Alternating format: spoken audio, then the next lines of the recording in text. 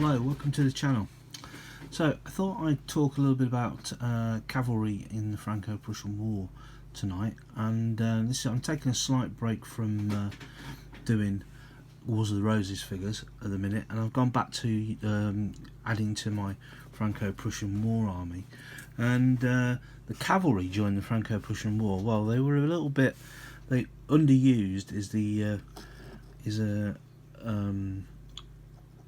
phrase you could probably use for them, but also a little bit ineffective as well. Basically what happened is that they still insisted on the cavalry charge as a kind of shock tactic to charge into the enemy and to kind of scatter the enemy troops. Now this wasn't really very useful during the Franco-Prussian War, mostly because of the advances in technology that you basically on the French side you got the Chassepot, which developed to about 1866, only 4 or 5 years earlier, and then you got the Drosser rifle on the side of the Prussians as well, which was quite an effective rifle, although not being as effective as the Chassepot. You've also got the Prussian advances in artillery with the Krupp guns. You've also got the machine gun on the French side, the mitrailleuse, okay, which is also a very effective weapon as well. So this basically, you know, the cavalry charge of the past during the Napoleonic era pretty much disappeared really. Even though they still tried to do this, the French cuirassiers, they charged the Prussians several times at Morsbronn. General Michel's brigade was completely massacred by Prussian rifle fire. Of course, the Prussians did the same thing.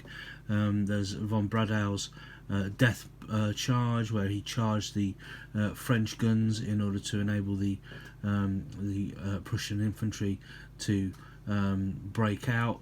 And what happened there was about 60% of his force was destroyed as well. And so it was quite often that mostly the charges that the cavalry carried out during the Franco-Prussian War were either acts of desperation or usually verging on suicide really, with no other option left. On the other hand, the scouting that the cavalry was supposed to be doing as well, on the French side in particular, was also very ineffective.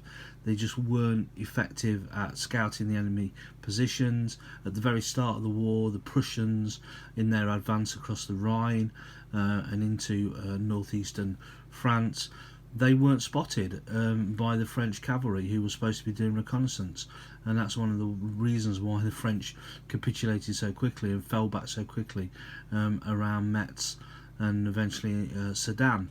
But on the Prussian side, their cavalry was a little bit more effective because they were basically had cavalry brigades attached to regiments, and so they were under the command of infantry commanders, whereas the French, they still got this old-fashioned idea from the Napoleonic War, this idea of Elan and the class system. The French, the cavalry officers and the cavalrymen basically refused to take orders from infantry officers, and so they refused to be part of a infantry division. So instead of having a regiment as part of an infantry division, instead they had an entire cavalry division attached to a corps.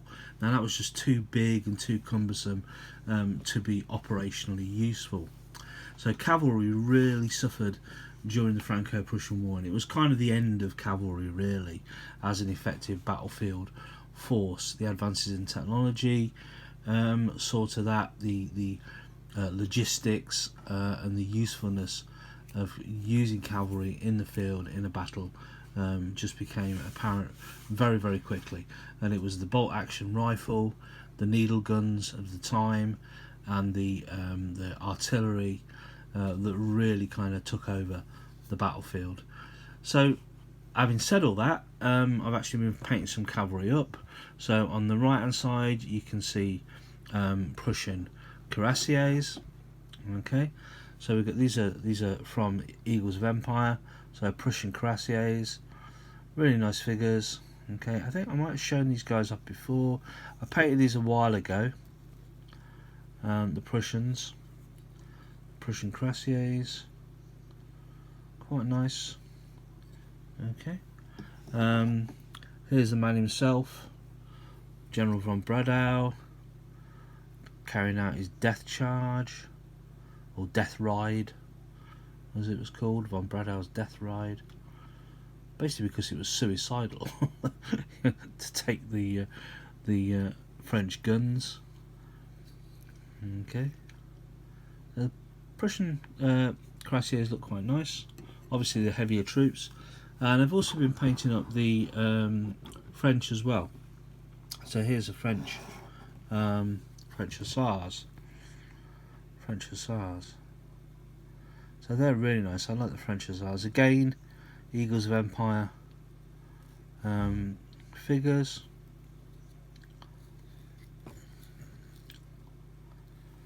And they've also got rifles. Now this was quite an interesting thing as well that I read when I was reading up. The French didn't like using rifles on horseback. They somehow felt it was not proper for a French cavalryman to use a firearm, which seems bizarre. They were insistent on the shock, the charge, the glory, the elan, as it was called, should continue. So that, especially probably the hussars as well. So I'm not quite sure why they're carrying rifles.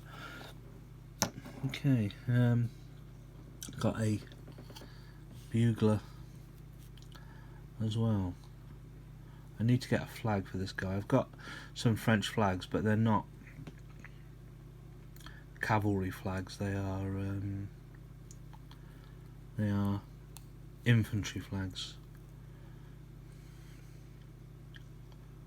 So all Eagles of Empire troops. So I'm going to take the camera down a little bit and show you some of these in close up a little bit more. So if I just move this tripod a little bit. Okay. So the French hussars. When I was reading up on these, the French hussars were used quite effectively.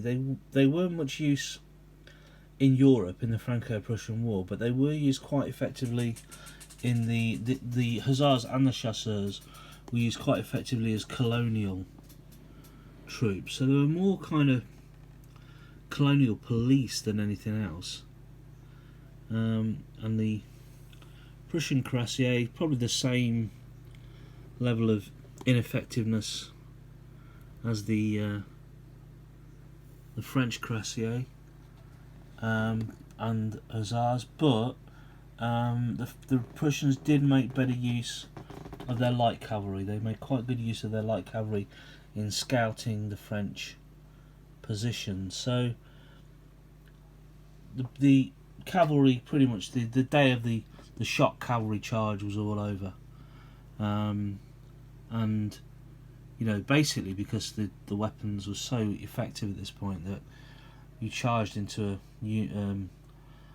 a company or a regiment of infantrymen, you were going to get shot to pieces, basically, and you would have to retreat again. Okay, so that is a look at Franco-Prussian War cavalry, both sides, the hussars on the French side and the cuirassiers on the Prussian side. And then what I'm going to do next is I've got some of these guys. So next up are the French cuirassiers. So these are my next ones to build up. So these are obviously going to go, these will be toe to toe with the Prussian cuirassiers, but I think in terms of the war, the French cuirassiers had quite a bad way of it. I think they were devastated. I think at one point during one charge, 90% of their force was completely annihilated. I think they were all. I think it was a place called Worth. I think it was, and I think it might have been General McMahon. and his cavalry. They were basically ordered to charge, and they did so, the Cuirassiers, and they were devastated. They were just annihilated. So, yeah, so not a good. So I'm going to paint these up probably over the next week or so, and then let you see these. But you know, Franco-Prussian War, it pretty much is a artillery infantry war as much as anything else. But it is nice to have a few cavalry, you know, sitting in the wings to just, you know, to use basically. Okay, but I think the old tripartite of the Napoleonic War of cavalry, artillery, and infantry has kind of had its day by the end of the Franco-Prussian War. And of course, what came next, of course, was mechanised infantry, tanks, trucks, those kinds of things. They kind of took over, didn't they? Okay, thanks for watching, guys. This was quite brief, but also hopefully useful. Hope you enjoy looking at the figures that I'm painting at the moment, and I will catch up with you probably later in the week at some point. Have a good night and take care of yourself, and I'll see you soon.